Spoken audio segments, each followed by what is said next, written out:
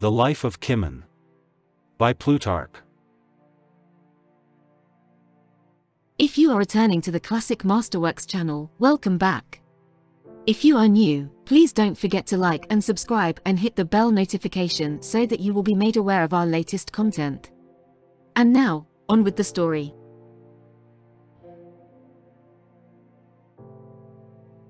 Peripoltes, the soothsayer, after he had brought back King Epheltes and the people under him to Boeotia, left a family which remained in high repute for many generations, and chiefly settled in Chaeronea, which was the first city which they conquered when they drove out the barbarians. As the men of this race were all brave and warlike, they were almost reduced to extinction in the wars with the Persians, and in later times with the Gauls during their invasion of Greece, so that there remained but one male of the family, a youth of the name of Damon, who was surnamed Peripoltes, and who far surpassed all the youth of his time in beauty and spirit, although he was uneducated and harsh-tempered. The commander of a detachment of Roman soldiers who were quartered during the winter in Chaeronea conceived a criminal passion for Damon, who was then a mere lad, and as he could not effect his purpose by fair means, it was evident that he would not hesitate to use force, as our city was then much decayed, and was despised, being so small and poor. Damon, alarmed and irritated at the man's behavior, formed a conspiracy with a few young men of his own age, not many, for secrecy's sake, but consisting of 16 in all. These men smeared their faces with soot, excited themselves by strong drink, and assaulted the Roman officer just at daybreak, while he was offering sacrifice in the marketplace. They killed him and several of his attendants, and then made their escape out of the city. During the confusion which followed, the Senate of the city of Chaeronea assembled and condemned the conspirators to death, a decree which was intended to excuse the city to the Romans for what had happened.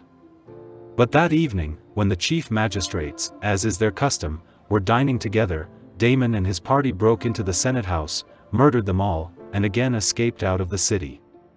It chanced that at this time Lucius Lucullus was passing near Chaeronea with an armed force. He halted his troops, and, after investigating the circumstances, declared that the city was not to blame, but had been the injured party. As for Damon, who was living by brigandage and plunder of the country, and who threatened to attack the city itself, the citizens sent an embassy to him, and passed a decree guaranteeing his safety if he would return. When he returned, they appointed him president of the gymnasium, and afterwards, while he was being anointed in the public baths, they murdered him there. Our ancestors tell us that as ghosts used to appear in that place, and groans were heard there, the doors of the bathroom were built up, and even at the present day those who live near the spot imagine that shadowy forms are to be seen, and confused cries heard. Those of his family who survive, for there are some descendants of Damon, live chiefly in Phocis, near the city of Styrus. They call themselves Aspalamini, which in the Aeolian dialect means sooty-faced, in memory of Damon having smeared his face with soot when he committed his crimes.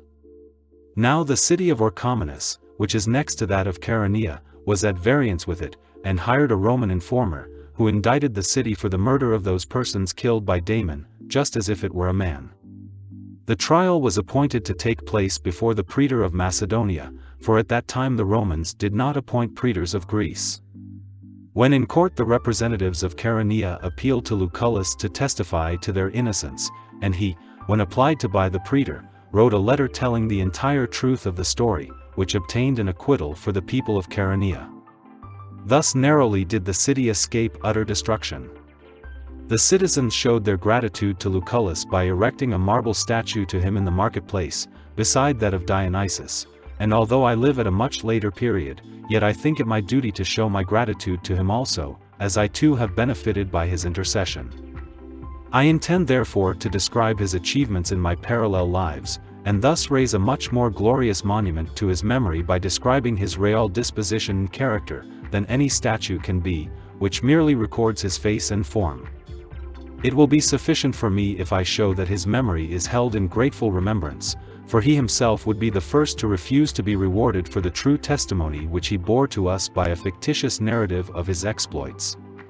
We think it right that portrait painters, when engaged in painting a handsome face, should neither omit nor exaggerate its defects, for the former method would destroy the likeness and the latter the beauty of the picture.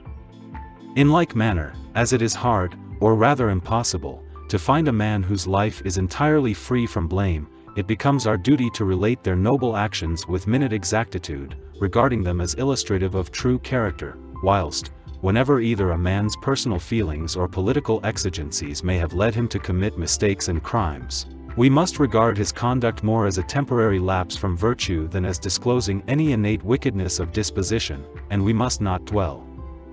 with needless emphasis on his failings, if only to save our common human nature from the reproach of being unable to produce a man of unalloyed goodness and virtue. It appears to me that the life of Lucullus furnishes a good parallel to that of Kimon. Both were soldiers, and distinguished themselves against the barbarians. Both were moderate politicians and afforded their countrymen a brief period of repose from the violence of party strife, and both of them won famous victories.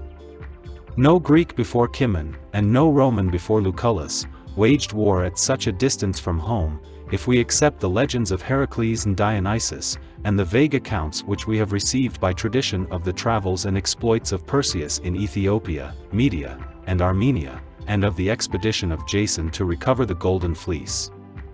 Another point in which they agree is the incomplete nature of the success which they obtained, for they both inflicted severe losses on their enemies, but neither completely crushed them.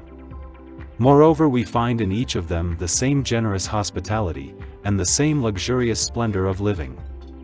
Their other points of resemblance the reader may easily discover for himself by a comparison of their respective lives.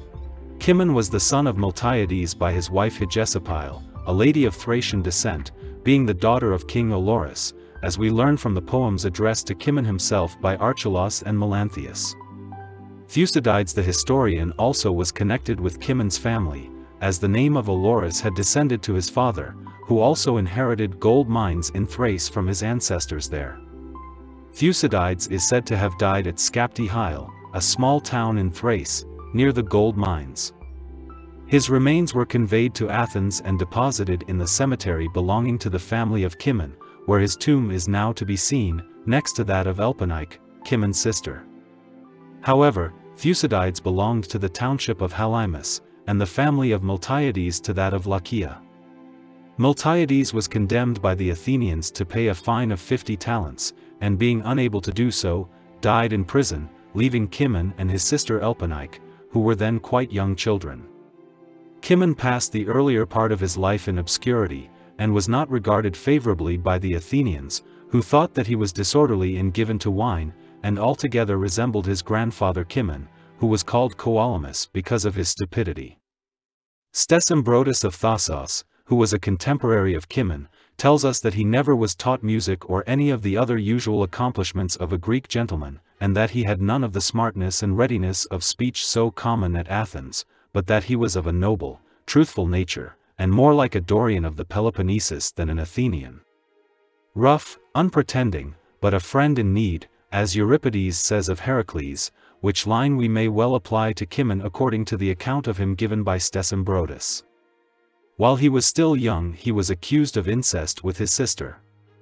Indeed, Elpenike is not recorded as having been a respectable woman in other respects, as she carried on an intrigue with Polygnotus the painter, and therefore it is said that when he painted the colonnade which was then called the Paesion Actium, which is now called the Painted Porch, he introduced the portrait of Elpenike as Laodike, one of the Trojan ladies. Polygnotus was a man of noble birth, and he did not execute his paintings for money, but gratis, from his wish to do honor to his city. This we learn from the historians and from the poet Melanthius, who wrote, "With deeds of heroes old, he made our city gay, in marketplace and porch, himself the cost did pay."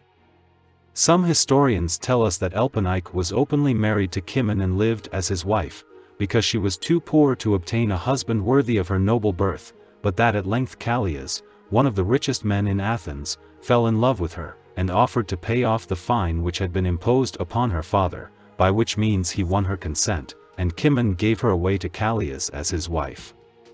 Kimon indeed seems to have been of an amorous temperament, for Astery, a lady of Salamis, and one Nestra are mentioned by the poet Melanthius. In some playful verses he wrote upon Kimon, as being beloved by him, and we know that he was passionately fond of Isodice, the daughter of Euryptolemus the son of Megacles, who was his lawful wife, and that he was terribly afflicted by her death, to judge by the elegiac poem which was written to console him, of which Panaetius the philosopher very reasonably conjectures Archelaus to have been the author.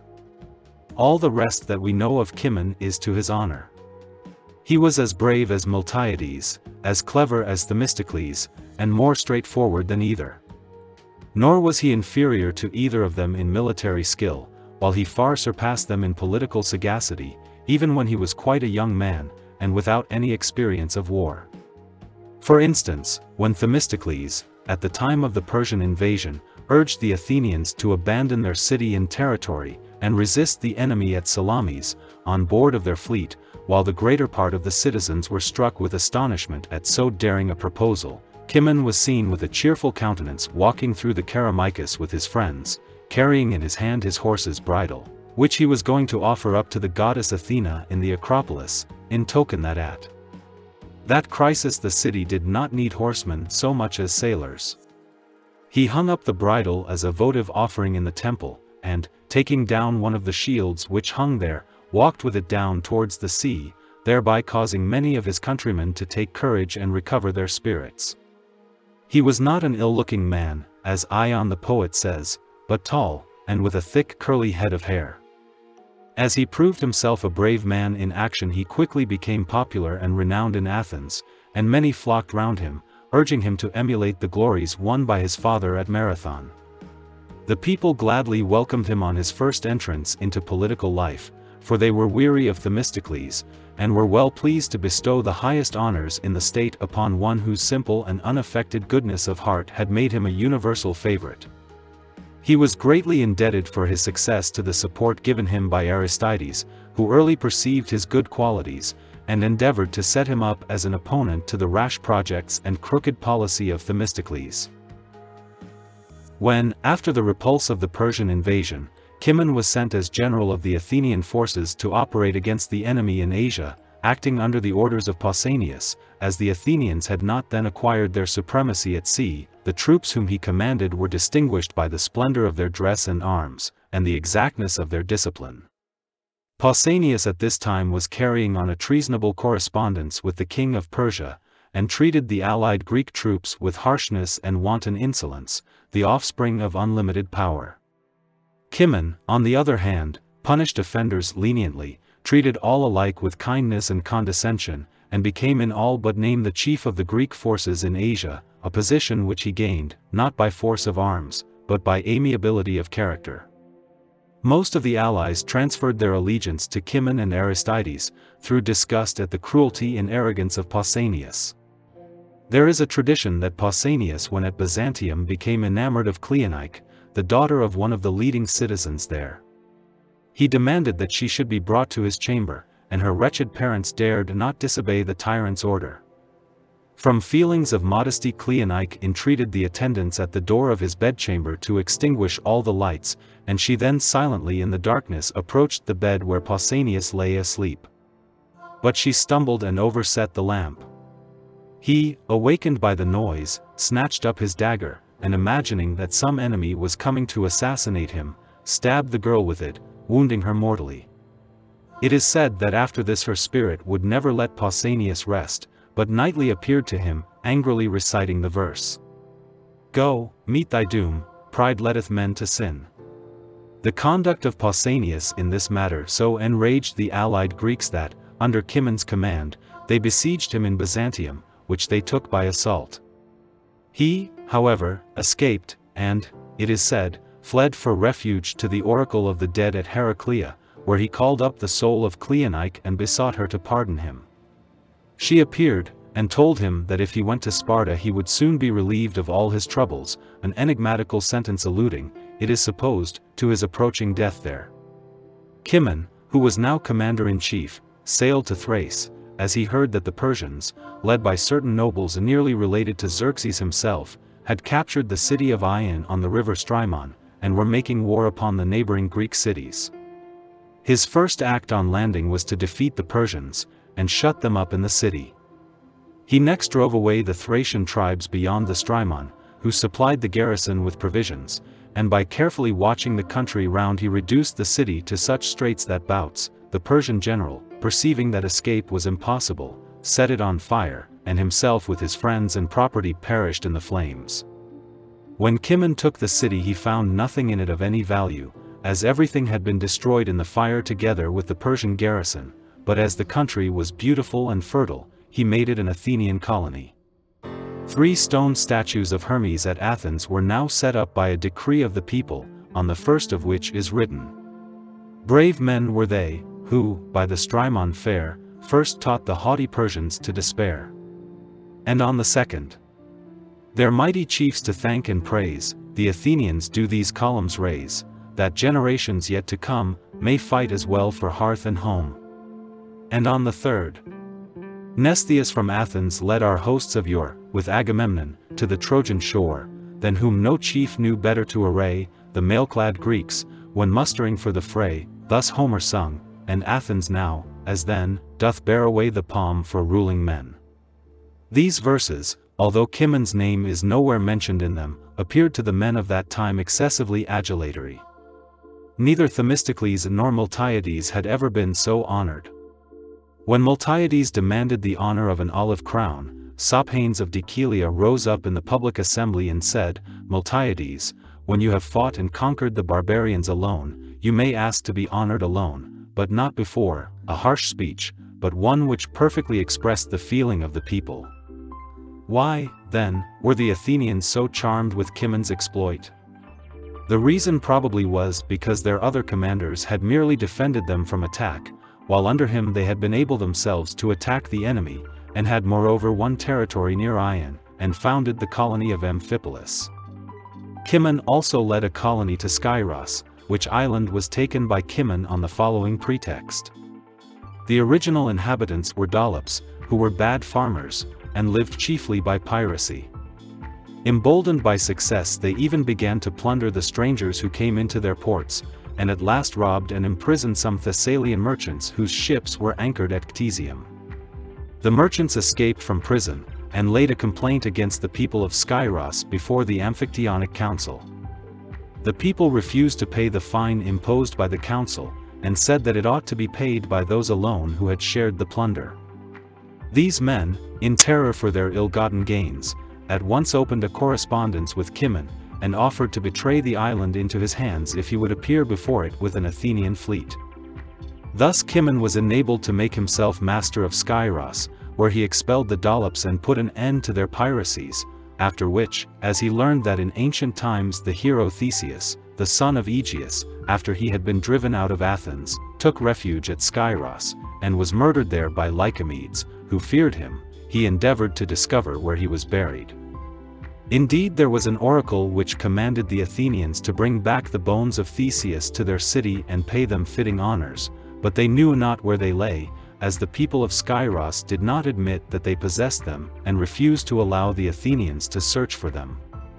Great interest was now manifested in the search, and after his sepulchre had with great difficulty been discovered, Kimon placed the remains of the hero on board of his own ship and brought them back to Athens, from which they had been absent 400 years. This act made him very popular with the people of Athens, one mark of which is to be found in his decision in the case of the rival tragic poets.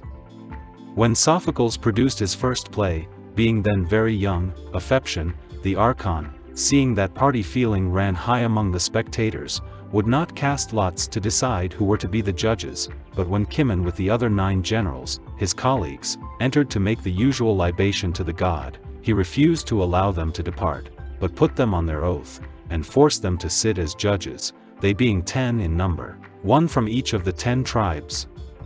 The excitement of the contest was much increased by the high position of the judges. The prize was adjudged to Sophocles, and it is said that Aeschylus was so grieved and enraged at his failure that he shortly afterwards left Athens and retired to Sicily, where he died, and was buried near the city of Gela. Ion tells us that when quite a boy he came from Chios to Athens, and met Kimon at supper in the house of Eurymedon. After supper he was asked to sing, and he sang well. The guests all praised him, and said that he was a cleverer man than Themistocles, for Themistocles was wont to say that he did not know how to sing or to play the harp, but that he knew how to make a state rich and great.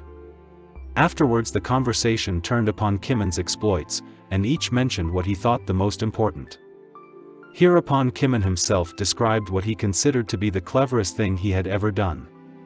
After the capture of Cestus and Byzantium by the Athenians and their allies, there were a great number of Persians taken prisoners, whom the allies desired Kimon to divide amongst them. He placed the prisoners on one side, and all their clothes and jewelry on the other, and offered the allies their choice between the two. They complained that he had made an unequal division, but he bade them take whichever they pleased, assuring them that the Athenians would willingly take whichever part they rejected. By the advice of Herophilus of Samos, who urged them to take the property of the Persians, rather than the Persians themselves, the allies took the clothes and jewels. At this Kimon was thought to have made a most ridiculous division of the spoil, as the allies went swaggering about with gold bracelets, armlets, and necklaces, dressed in Median robes of rich purple, while the Athenians possessed only the naked bodies of men who were very unfit for labor. Shortly afterwards, however, the friends and relations of the captives came down to the Athenian camp from Phrygia and Lydia, and ransomed each of them for great sums of money, so that Kimon was able to give his fleet 4 months' pay, and also to remit a large sum to Athens, out of the money paid for their ransom. The money which Kimon had honorably gained in the war he spent yet more honorably upon his countrymen. He took down the fences round his fields, that both strangers and needy Athenians might help themselves to his crops and fruit. He provided daily a plain but plentiful table, at which any poor Athenian was welcome to dine, so that he might live at his ease, and be able to devote all his attention to public matters. Aristotle tells us that it was not for all the Athenians, but only for the Miltiades, or members of his own township, that he kept this public table. He used to be attended by young men dressed in rich cloaks, who, if he met any elderly citizen poorly clothed, would exchange cloaks with the old man, and this was thought to be a very noble act. The same young men carried pockets full of small change and would silently put money into the hands of the better class of poor in the marketplace. All this is alluded to by Cratinus, the comic poet, in the following passage from his play of the Archilochi. I too, Metrobius, hope to end my days with him, my noblest friend, Kimon, of all the Greeks the best, and, richly feasting, sink to rest. But now he's gone, and I remain unblessed. Moreover, Gorgias of Leontini says that Kimon acquired wealth in order to use it, and used it so as to gain honor, while Critias, who was one of the 30, in his poems wishes to be rich as the Scopads, and as Kimon great, and like Agesilaus fortunate. Indeed, Lichas the Spartan became renowned throughout Greece for nothing except having entertained all the strangers who were present at the festival of the Gymnopaedia, while the profuse hospitality of Kimon, both to strangers and his own countrymen, far surpassed even the old Athenian traditions of the heroes of olden days. For though the city justly boasts that they taught the rest of the Greeks to sow corn, to discover springs of water, and to kindle fire, yet Kimon, by keeping open house for all his countrymen, and allowing them to share his crops in the country, and permitting his friends to partake of all the fruits of the earth with him in their season, seemed really to have brought back the golden age.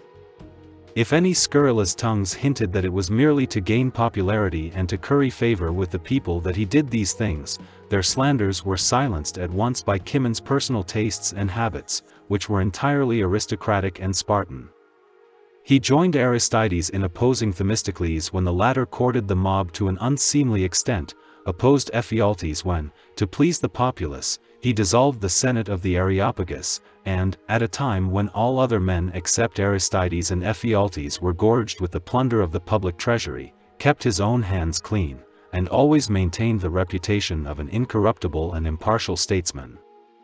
It is related that one Rosacus, a Persian, who had revolted from the king, came to Athens with a large sum of money, and being much pestered by the mercenary politicians there, took refuge in the house of Kimon, where he placed 2 bowls beside the doorposts, one of which he filled with gold, and the other with silver darics. Kimon smiled at this, and inquired whether he wished him to be his friend, or his hired agent, and when the Persian answered that he wished him to be a friend, he said, "Then take this money away, for if I am your friend I shall be able to ask you for it when I want it."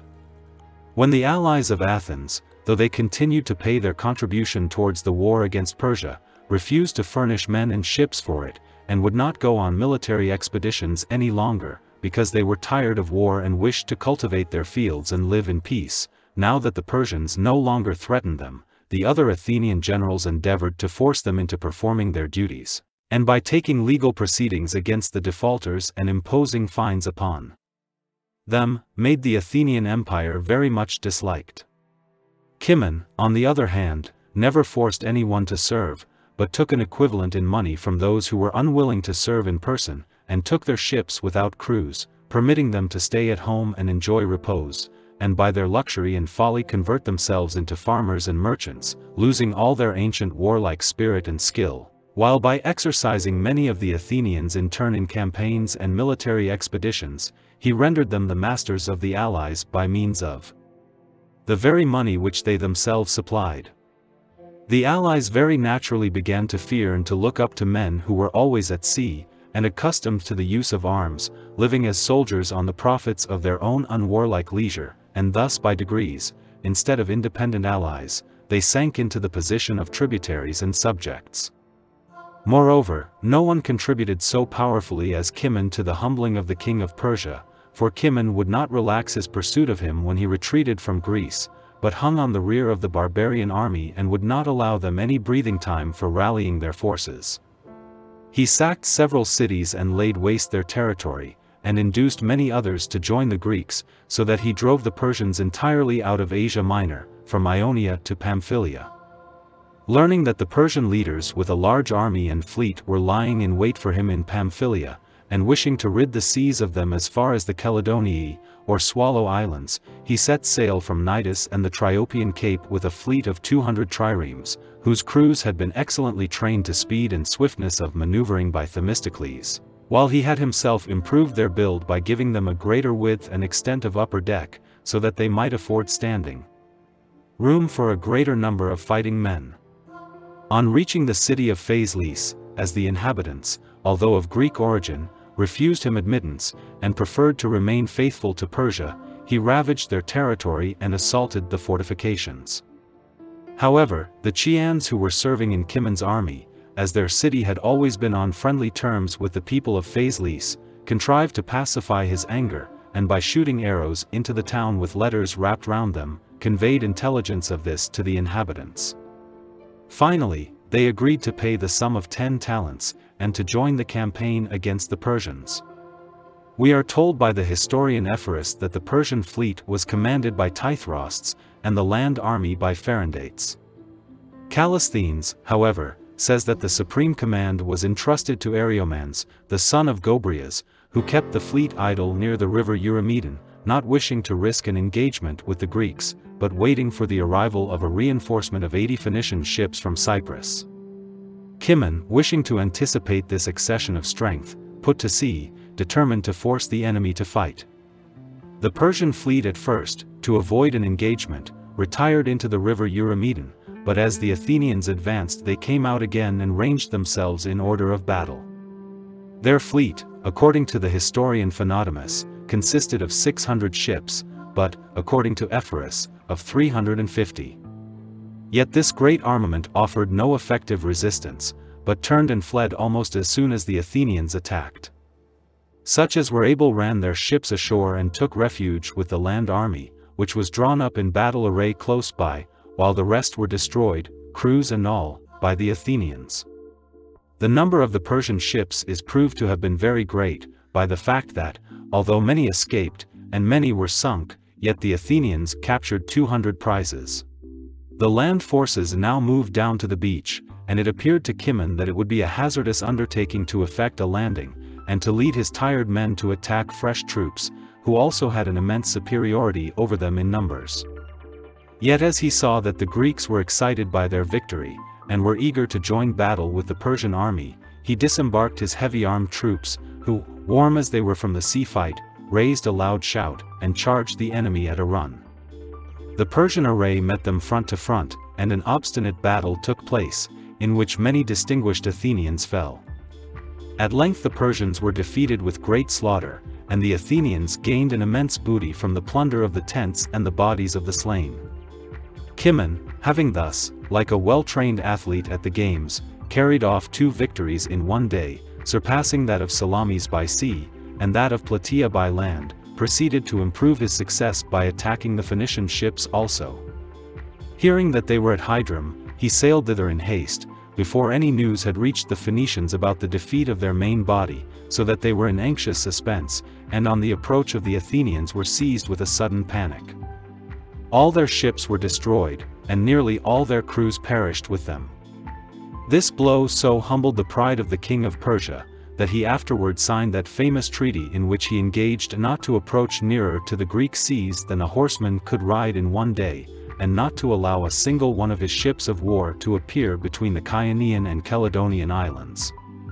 Yet the historian Callisthenes tells us that the Persians never made a treaty to this effect, but that they acted thus in consequence of the terror which Kimon had inspired by his victory, and that they removed so far from Greece, that Pericles with 50 ships, and Ephialtes with only 30, sailed far beyond the Caledonian islands and never met with any Persian vessels. However, in the collection of Athenian decrees made by Craterus, there is a copy of the articles of this treaty, which he mentions as though it really existed. It is said that on this occasion the Athenians erected an altar to peace, and paid great honors to Callias, who negotiated the treaty.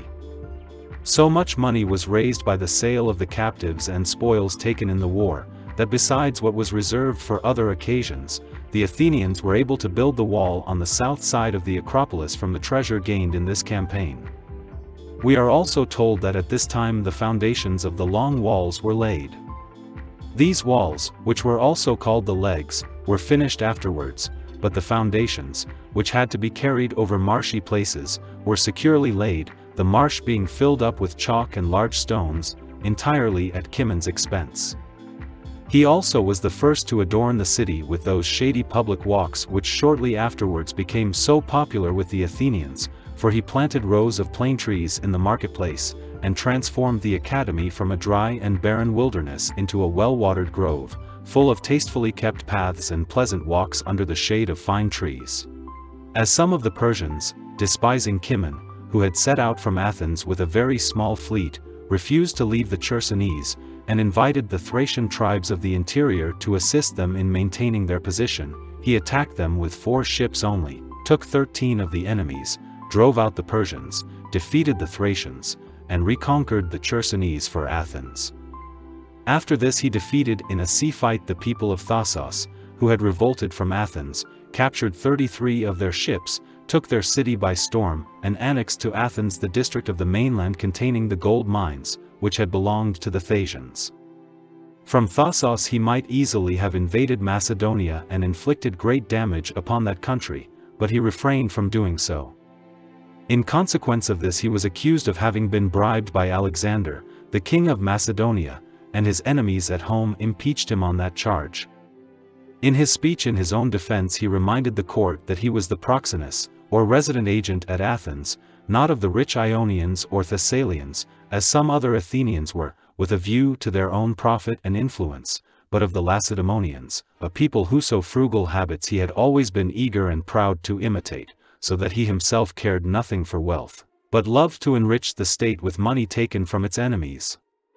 During this trial, Stesimbrotus informs us that Elpenike, Kimon's sister, came to plead her brother's cause with Pericles, the bitterest of his opponents, and that Pericles answered with a smile, "Elpenike, you are too old to meddle in affairs of this sort."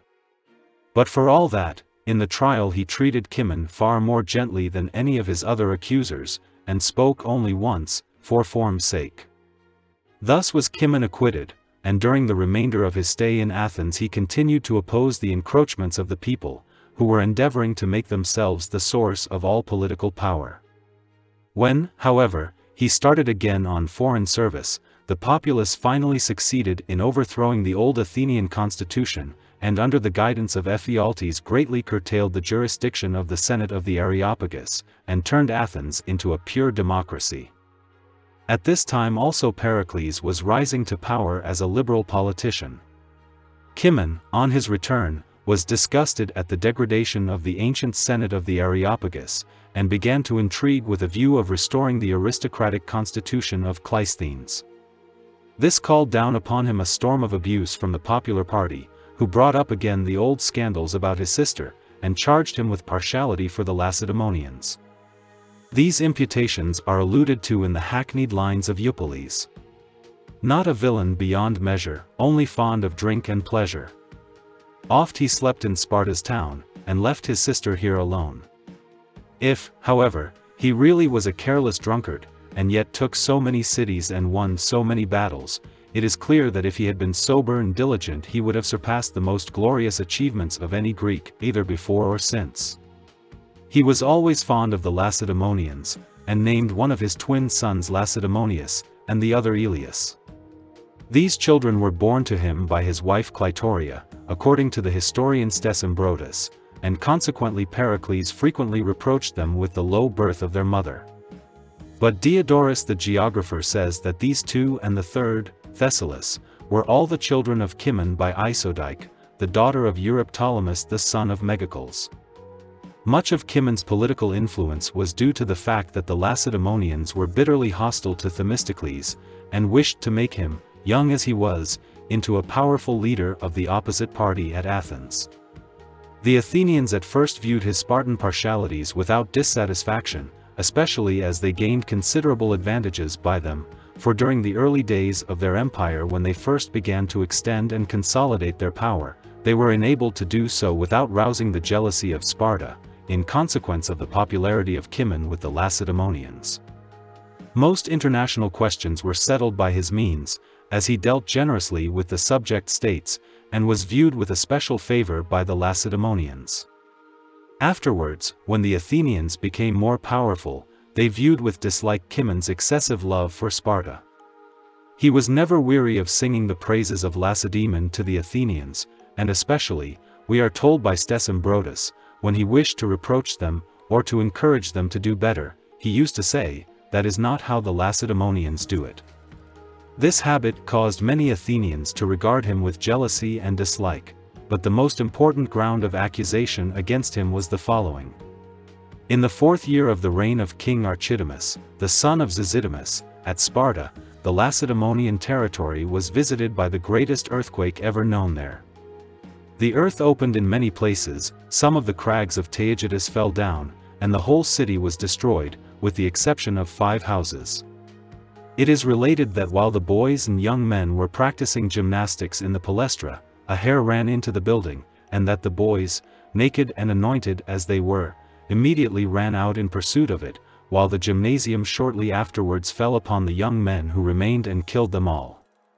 Their tomb is at this day called Seismatia, that is, the tomb of those who perished in the earthquake. Archidamus, perceiving the great dangers with which this disaster menaced the state, and observing that the citizens thought of nothing but saving their most valuable property from the wreck, ordered the trumpet to sound, as though the enemy were about to attack, and made every Spartan get under arms and rally round him as quickly as possible. This measure saved Sparta, for the helots had gathered together from the country round about, and were upon the point of falling upon the survivors. Finding them armed and drawn up in order, they retreated to the neighboring cities, and openly made war against the Spartans, having won over no small number of the Perioeci to their side, while the Messenians also joined them in attacking their own old enemies. At this crisis the Spartans sent Pericles as an ambassador to Athens to demand assistance. This is the man whom Aristophanes ridiculed in his play as sitting by the altars as a suppliant, with a pale face and a scarlet cloak, begging for an army. We are told by Critias that Ephialtes vigorously opposed his mission, and besought the Athenians not to assist in restoring a state which was the rival of Athens, but to let the pride of Sparta be crushed and trampled in the dust. Kimon, on the other hand, postponing the interests of his own country to those of the Lacedaemonians, persuaded the people of Athens to march a numerous body of men to assist them. The historian Ion has preserved the argument which had most effect upon the Athenians, and says that Kimon besought them not to endure to see Greece lame of one foot and Athens pulling without her yoke fellow. When Kimon with his relieving force marched to help the Lacedaemonians, he passed through the territory of Corinth. Laconist objected to this, saying that he had marched in before he had asked leave of the Corinthians, and reminded him that when men knock at a door, they do not enter before the master of the house invites them to come in. Kimon answered, Laconist, you Corinthians do not knock at the doors of the cities of Megara or of Cleone, but break down the door and force your way in by the right of the stronger, just as we are doing now. By this timely show of spirit he silenced the Corinthians, and passed through the territory of Corinth with his army. The Lacedaemonians invited the aid of the Athenians a second time, to assist in the reduction of the fortress of Ithome, which was held by the Messenians and revolted helots, but when they arrived the Lacedaemonians feared so brilliant and courageous a force, and sent them back, accusing them of revolutionary ideas, although they did not treat any other of their allies in this manner. The Athenians retired, in great anger at the treatment they had received, and no longer restrained their hatred of all who favored the Lacedaemonians. On some trifling pretext they ostracized Kimon, condemning him to exile for 10 years, which is the appointed time for those suffering from ostracism. During this time the Lacedaemonians, after setting Delphi free from the Phocians, encamped at Tanagra, and fought a battle there with the Athenians, who came out to meet them. On this occasion Kimon appeared, fully armed, and took his place in the ranks among his fellow tribesmen. However, the Senate of the 500 hearing of this, became alarmed, and, as his enemies declared that his only object was to create confusion during the battle and so to betray his countrymen to the Lacedaemonians, they sent orders to the generals, forbidding them to receive him. Upon this he went away, after having begged Euthippus the Anaphlystian and those of his friends who were especially suspected of Laconian leanings, to fight bravely, and by their deeds to efface this suspicion from the minds of their fellow citizens. They took Kimon's armor, and set it up in their ranks, and then, fighting in one body round it with desperate courage, they all fell, 100 in number, causing great grief to the Athenians for their loss, and for the unmerited accusation which had been brought against them. This event caused a revulsion of popular feeling in favor of Kimon, when the Athenians remembered how much they owed him, and reflected upon the straits to which they were now reduced, as they had been defeated in a great battle at Tanagra, and expected that during the summer Attica would be invaded by the Lacedaemonians. They now recalled Kimon from exile, and Pericles himself brought forward the decree for his restoration. So moderate were the party leaders of that time, and willing to subordinate their own differences to the common welfare of their country. On his return Kimon at once put an end to the war, and reconciled the two states. After the peace had been concluded, however, he saw that the Athenians were unable to remain quiet, but were eager to increase their empire by foreign conquest. In order, therefore, to prevent their quarreling with any other Greek state, or cruising with a large fleet among the islands and the Peloponnesian coast, and so becoming entangled in some petty war, he manned a fleet of 200 triremes with the intention of sailing a second time to Cyprus and Egypt, wishing both to train the Athenians to fight against barbarians, and also to gain legitimate advantages for Athens by the plunder of her natural enemies. When all was ready, and the men were about to embark, Kimon dreamed that he saw an angry dog barking at him, and that in the midst of its barking it spoke with a human voice, saying, "Go, for thou shalt ever be loved both by my whelps and me." This vision was very hard to interpret. Astyphilus of Poseidonia, a soothsayer and an intimate friend of Kimon's, told him that it portended his death, on the following grounds. The dog is the enemy of the man at whom he barks. Now a man is never so much loved by his enemies as when he is dead, and the mixture of the voice, being partly that of a dog and partly that of a man, signifies the Persians, as their army was composed partly of Greeks and partly of barbarians. After this dream Kimon sacrificed to Dionysus. The prophet cut up the victim, and the blood as it congealed was carried by numbers of ants towards Kimon, so that his great toe was covered with it before he noticed them. At the moment when Kimon observed this, the priest came up to him to tell him that the liver of the victim was defective. However, he could not avoid going on the expedition, and sailed forthwith. He dispatched 60 of his ships to Egypt, but kept the rest with him.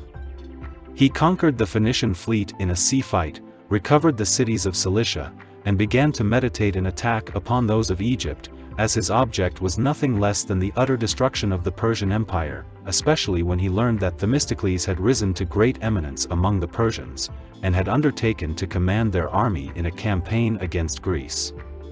It is said that one of the chief reasons which caused Themistocles to despair of success was his conviction that he could not surpass the courage and good fortune of Kimon.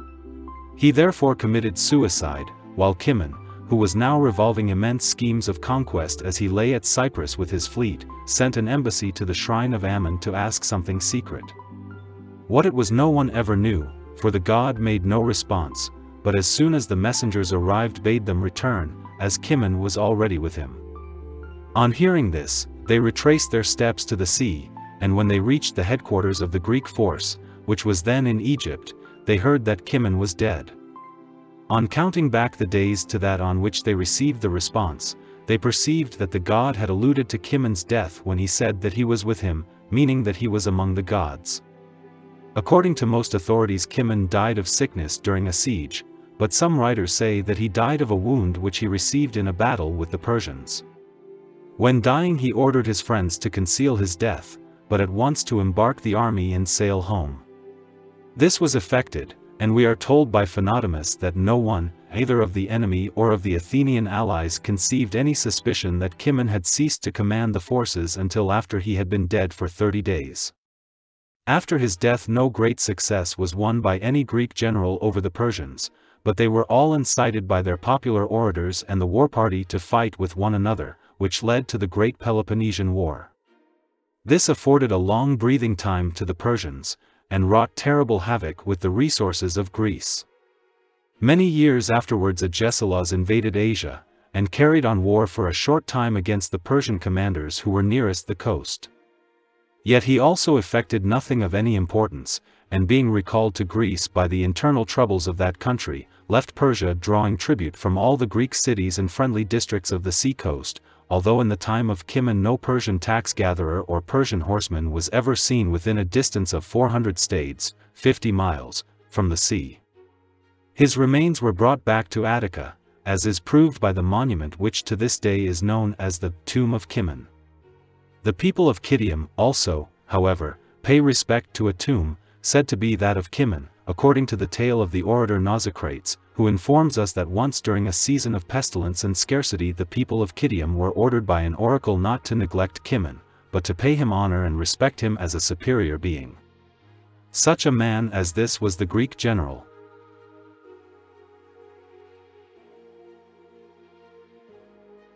Thank you for watching. We hope you have enjoyed The Life of Kimon by Plutarch. Please let us know your thoughts in the comments below and feel free to like and subscribe to the Classic Masterworks channel. We hope to see you again.